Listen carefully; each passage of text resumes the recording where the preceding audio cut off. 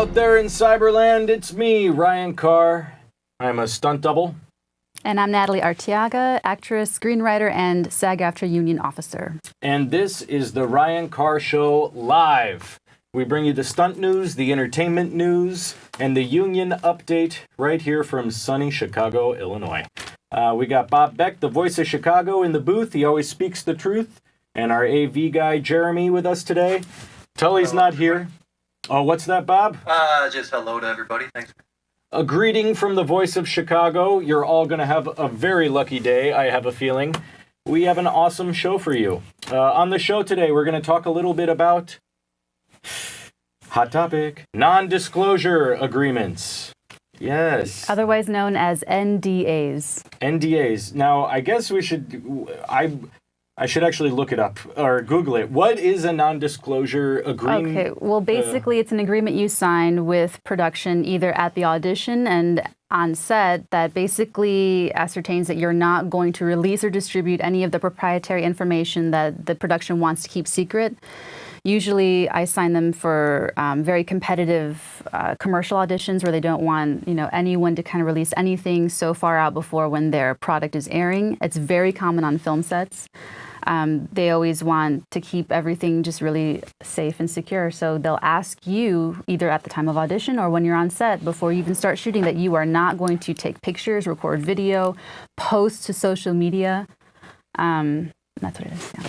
So it's basically like you can't talk about this contract.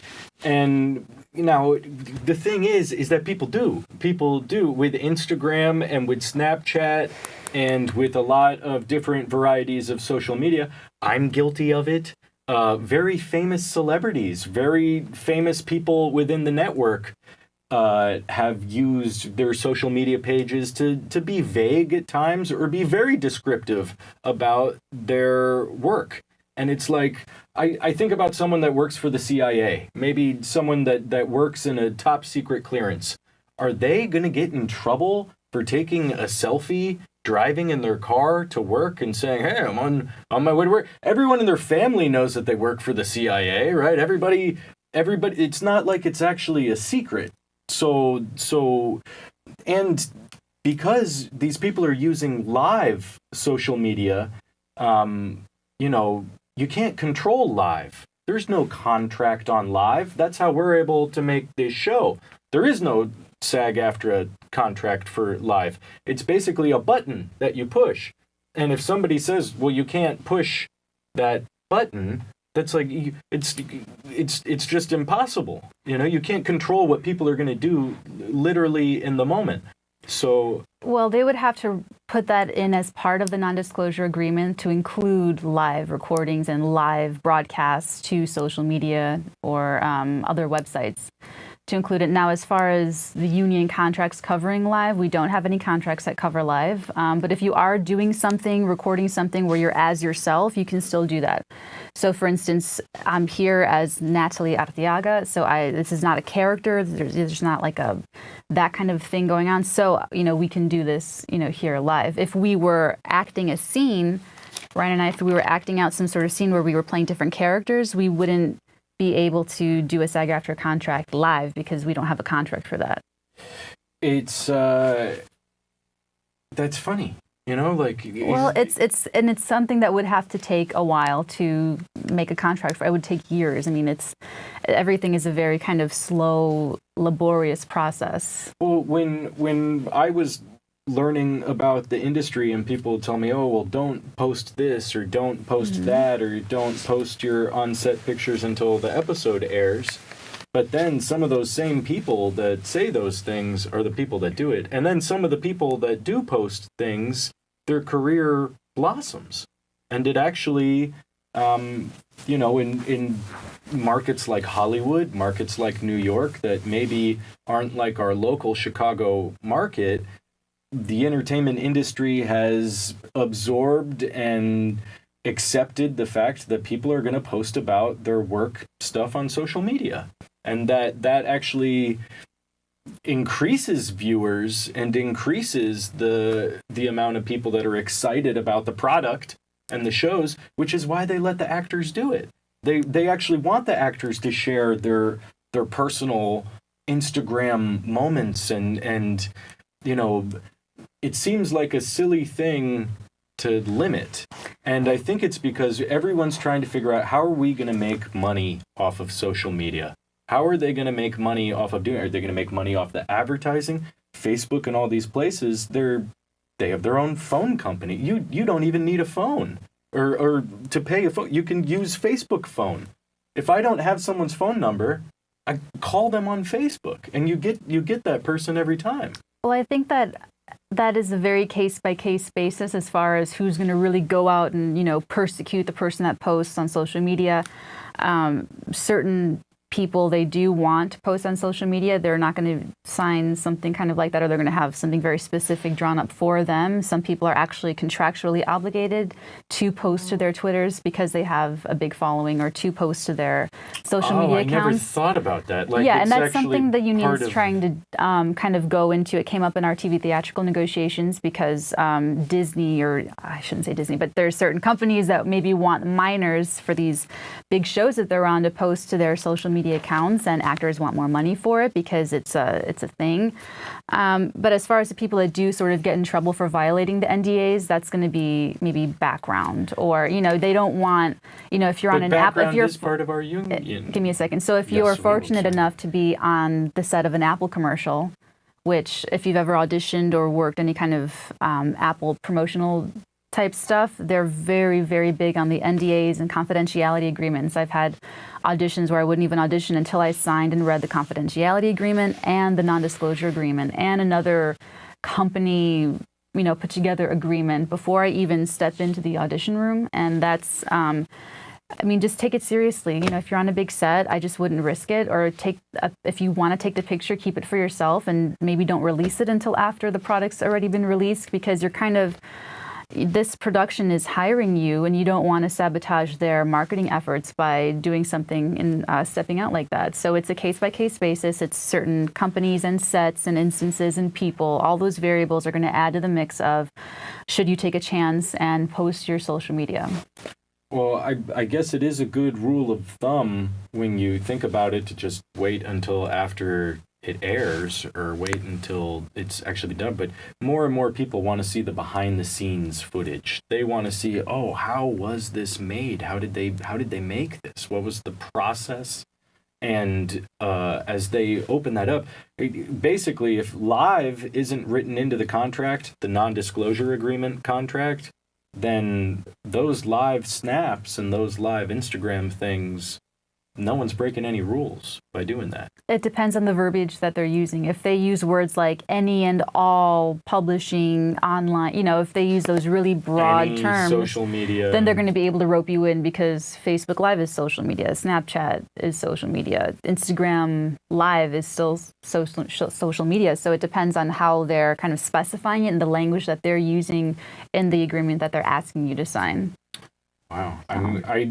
I just almost kind of think back to the Napster guys and everything, and kind of just this is my phone, this is my life, this is my picture, but you sign away that, I guess you're signing it away when you sign the non-disclosure agreement.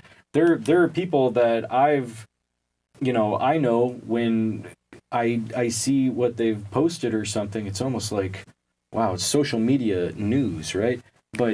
And I go, why would they do that? And then I realized, well, I do the same thing. It's it's very hypocritical to be like, you can't post this, but then you post whatever you want. It's a hypocritical thing. It's really discouraging to see certain people honoring the NDAs and certain people not honoring the NDAs. It's very... But people in positions of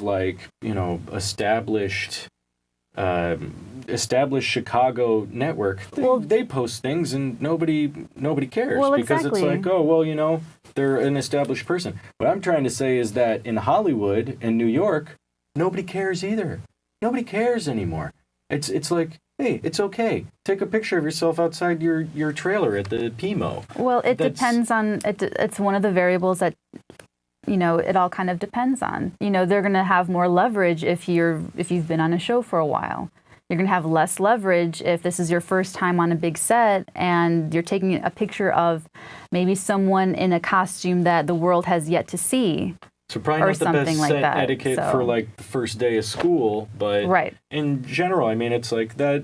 How does one market themselves if there's nothing really set up locally in a network to help you plug that you're a stunt person or that you're an actor? I mean, we can all go on Breakdowns Express and all these different resources that we talked about, but the number one way that people market themselves and their products is social media. You know, it's like we're doing it right now. Well, I mean, the things that I've done in the past, whenever I'm on set kind of wanting to take a picture or something, I'll go ask permission.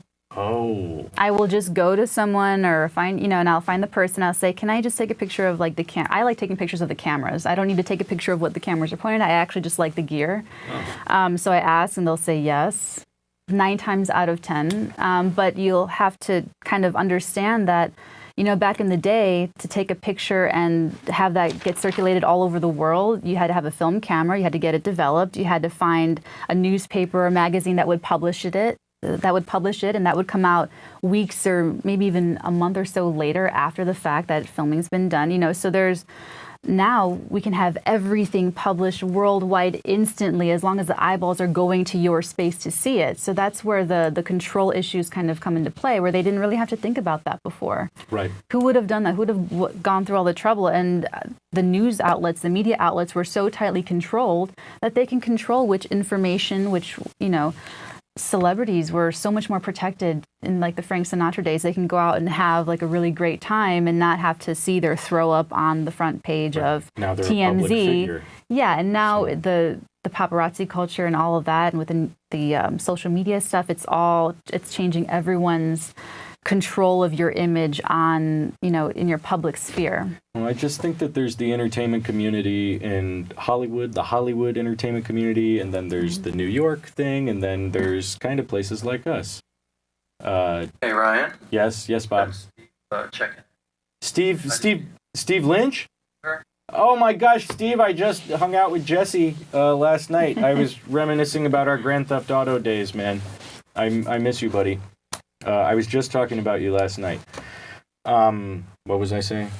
I don't know. I forgot. I'm just kidding. You were talking about the entertainment industry, how the culture is different in Hollywood, New York, Chicago. They have Hollywood, they have New York, they have Chicago. Chicago, we've been doing things the same way for a long time, and if it ain't broke, don't fix it. But I think that sometimes some people are in one place for a long time, and they just accept that things are the way that they are. And sometimes you need a new person or a new idea to kind of show you that things can still even be better and more connected. And I wish I could take credit for writing that, but that is actually an excerpt from American Vandal, which I've been watching on Netflix, which is my pick of the week. Which I guess now we have a segment on this show called the Pick of the Week. But I feel that way too. That's why I wrote it down. I was like, Chicago, it's like we this show is about the local scene, and we can't help but compare ourselves to places like Hollywood and New York. And I think generally it's my perception, and I did live in LA for a long time, that they've accepted social media as a marketing tool for the production itself. But maybe we'll touch back a little bit more on this once we come back from our commercial break. The Ryan Carr Show is brought to you by the Ninja Club Production Company, professional stunts, parkour, and gymnastics for television, theater, commercials, and yes, live social media too. So we will be right back with you. More on the Ryan Carr Show after this. Okay, and welcome back to the Ryan Carr Show here in sunny Chicago, Illinois. I'm Ryan Carr, stunt double. I'm Natalee Arteaga, actress, screenwriter, and SAGAftra union officer. Today on the show, we were talking about non-disclosure agreements, and now we're going into the union update. Okay, so for TV theatrical claims that came through, we have $28,000 in money that came through that we were able to recoup for our performers. That was dispersed between 16 performers, so that's pretty cool. We recovered over $15,000 in session fees, $8,000 in residuals, late payment fees, about $4,000 in P&H H&R, to kind of cumulatively get that for members. So you can thank Kathy Byrne next time you see her. Thanks, Kathy Byrne. Thank you, Kathy. Thanks for getting all that money to our members. Thank you. For commercials, corp ed claims, we recouped $32,000 total, dispersed between 6 performers. Oh, this is one people that didn't pay us. It looks like we recovered about $1,300 in session fees, $26,000 in residuals, $500 in late payments, and a little over, actually almost $5,000 in P&H H&R. So you can thank Sean Hennessy. Oh, okay. That's actually how I started to get into the union stuff. I had a commercial that was airing and not paying me. So I went to Sean and we looked it up, and he was able to get me my money, my residuals and my holding fees. So, I mean, he's a blessing. Thank you, Sean. Public service waivers. We have Zis's Communications Radio. I'm sure I said that wrong. And Schaefer, Condon, Carter, SEC, TV and Radio for FEMA, as well as the Chicago Cannabis Alliance. Chicago Cannabis Alliance. Yeah, that's why. Anyway. I would love to get a sponsorship from them on the Ryan Carr Show. Okay, so Bob, write that down. So then there was also, that came through our board meeting, our monthly board meeting. We also had a Constitution Review Committee meeting, and that is basically when people kind of come together to maybe change, amend, or alter our Chicago Constitution. And what some of the things that came up were requisites for board, delegate, and alternate positions on the board. A concern about the pronouns in the Constitution came up, changing the pronouns to gender-neutral pronouns in the Constitution. Also, some things came up that I guess were more having to do with rules of procedure or bylaws, and those are things that's how we do things, kind of operationally. They don't really rise to the level of constitutionality, but they're important things to kind of change or modify as needed. And then also carve-outs for Chicago board and delegate categories. That's saying that maybe we have to have one person on the Chicago board that's a stunt performer. We have to have one person on the Chicago board that's a background performer. I love this one idea. One person so that's... but not just one. They can have many. I mean, that was just an example. Okay, So that needs to go to government review, just the process of these things. Wow. Something like that has to go to government review committee nationally, and then that actually has to go back to the national board for approval. So anything that you want to change, all of this stuff, that's why the live contracts would take so long, because it would have to go through committees, it would have to go to other review committees, it would have to go to the national board to be approved. Anything locally that we want to change through some committee or other will funnel up to the national board for approval. And that was something that happened during the restructuring, or the merger, actually. So locals have less autonomy than they used to, so we're kind of all operating under one national organ. We didn't have to check in with them That's per correct. Each one of these things before the... Locals had way more power to do things their own way, so to speak, and to do their own little things that worked for them. That explains a lot. After merger, we have to now go through the national board to have approval for a lot of different stuff that we want to change locally. Well, it's a good thing Bob and I submitted to be on the National Stunt and Safety Committee. Yes, absolutely. So I actually get to meet some of those people. Real quick, guys. Yeah. Thank Mario for checking in. Mario Sanchez, where you been? Kia. Oh, Kia. Hey, Kia. Hey, Yay. Kia, I still haven't had a chance to read the script that you sent. Well, send it to me because I'll definitely read it. There we go. Okay, I'll send it to Sarah Holden for dipping in. Sarah Holden. Oh man, rock and roll, Sarah Holden. I won't say your name any more than that. We're going incognito. Now that's incognito. There are some people that it's like they've actually told me that they really, really support the show. Me too, and that's been great feedback. But it's actually. like it's almost like they want to tell you like incognito They don't want everyone else to know that you watch. But the people we're that not cool yet. Darn. The people we're actually super, super cool for doing this. So you should be proud to watch this freaking show because no one else is doing it. No one else is doing it here in Chicago. On that point, I actually want to touch base on stunts, acting, and casting, which is something that I put together for basically when I started to learn more about how our different member categories are so sort of separated and not really communicating well. I wanted to do something that brings them together. I wanted to bring the stunt community with the actor community and kind of bring casting in because I know that there's some interesting things happening with stunt performers getting work, and I kind of wanted to make some things a little bit more level and give people opportunities to sort of connect and branch out and learn more about the union, learn about residuals, and have it kind of a really wonderful, well-rounded incubator. However, it turns out that there's some actual potential conflicts with that, namely being that a casting director and like money being transferred and handled. A board member reached out to me about it. So looking at it in that light, I thought, oh my gosh, what's going on? So we're putting off tomorrow's event. It's being kind of up in the air. I have to touch base with a few more people to make sure that everything's sort of being done with the utmost, integrity and abiding by all of our union ethics and stuff. But if anyone has any questions about that, hit me up. Most of the time, a conflict of interest is only a conflict of interest when somebody complains about it.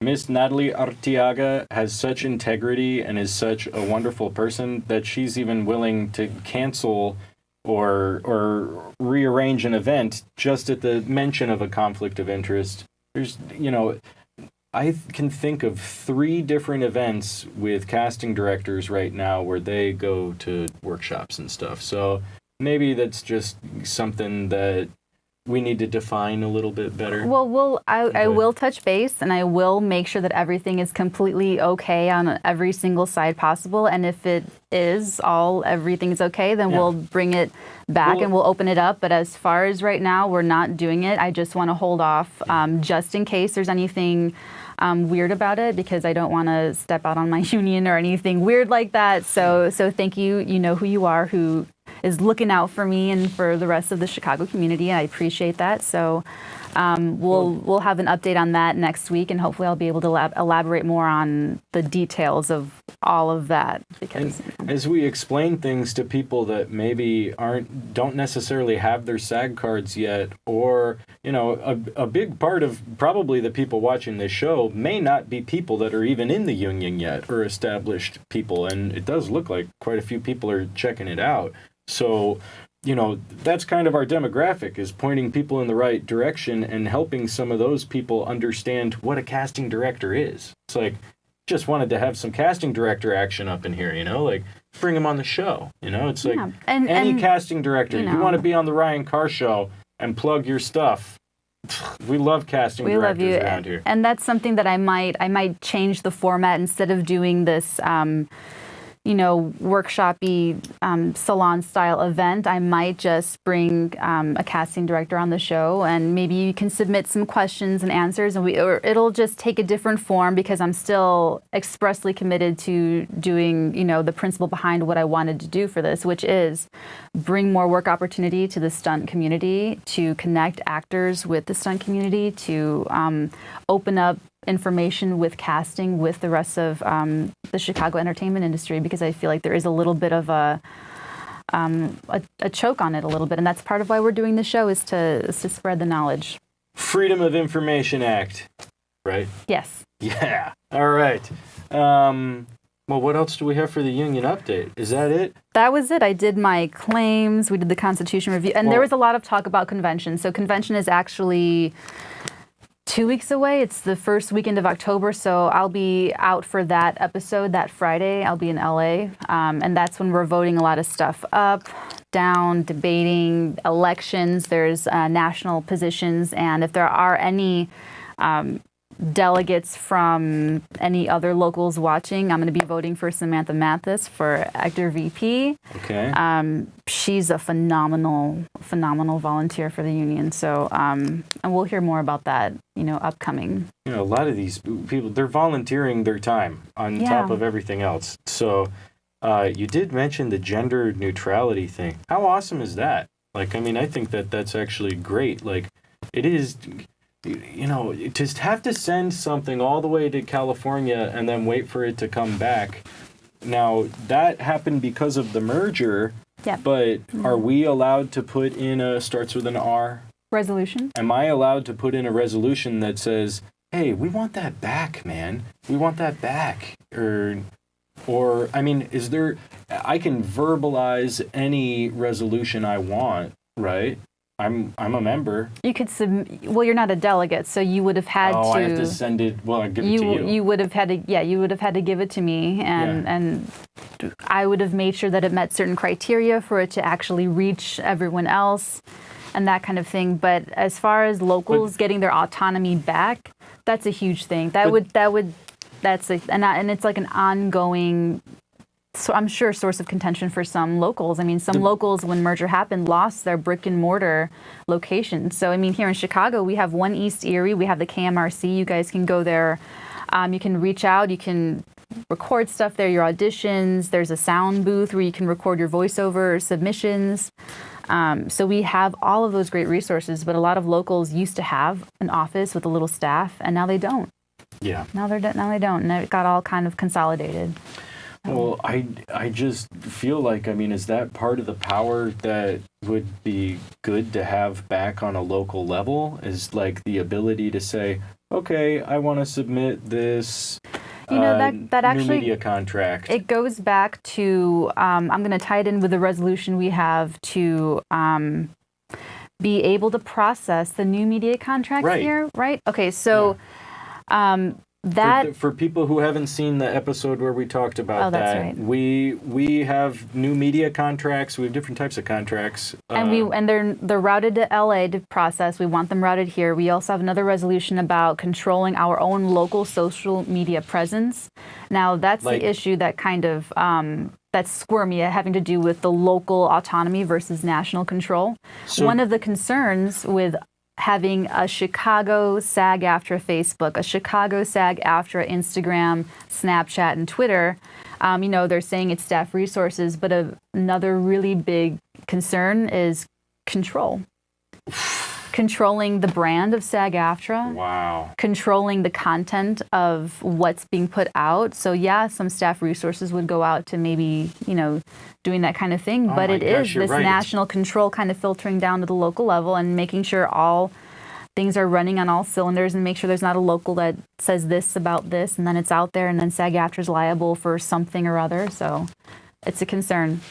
Well, SAGAftra takes care of us. The staff takes care of us. They certainly found a lot of money for our local members here this month. But it is worth it to get involved in the union and to make sure that somehow you do your research on all this stuff. At the very least, go to the meetings. If you can't make it to the meetings, I'll be taking notes. And I know that Natalee and I will try to get some type of interesting information out there to you people. Right. And just very lastly, you guys should know that the board meetings are usually the third Monday of every month.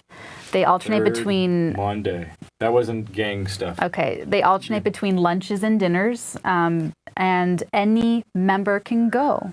So come out. Oh, we're close to wrapping up. Okay. Thank you guys for watching the Ryan Carr Show. Time really flew by on this one. Big thanks to Bob Beck, the voice of Chicago. Big thanks to co-anchor Natalee Arteaga. Thanks. She is on the board. If you have any questions, hit us up on our Facebook and our social media platforms. And keep an eye out for our studio version where all this just... It looks better. It 10 looks times cooler, more magical. And thank you, Jim Nysicki, for checking it. Hey, thanks, Jim.